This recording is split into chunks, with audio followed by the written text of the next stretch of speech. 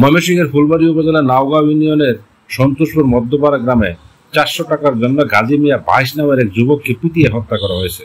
বুধবার 3 সেপ্টেম্বর রাতে ঢাকায় চিকিৎসারত অবস্থায় তার মৃত্যু হয়। বিষয়টি নিশ্চিত করেছেন ফুলবাড়িয়া থানা অফিসার ইনচার্জ রুকুনুজ্জামান।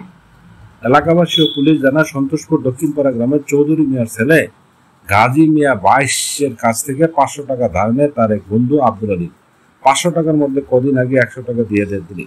বাকি 400 টাকা মঙ্গলবার 2 সেপ্টেম্বর সন্ধ্যায় মফিজের মনিহারি দোকানের সামনে চাইতে গেলে কথা কাটাকাটির এক পর্যায়ে আলিম সহ 3 জন গাজী মিয়াকে বেধড়ক মারপিট করে। গাজীকে আহত অবস্থায় প্রথমে ময়মনসিংহ মেডিকেল কলেজ হাসপাতাল, পরে ঢাকায় স্থানান্তর করা হয়। ঢাকায় আইসিইউতে চিকিৎসারত অবস্থায় তার মৃত্যু হয়। তার মাথায় আঘাতের কারণে সে মারা গেছে বলে জানা গেছে। এ ব্যাপারে ফুলবাড়িয়া থানা অফিসার ইনচার্জ রুকুনুজ্জামান জানান, নিহতের বাবা চৌধুরী মিয়া বাদী হয়ে অভিযোগ দিয়েছেন। আসামি গ্রেপ্তারে পুলিশ কাজ করছে।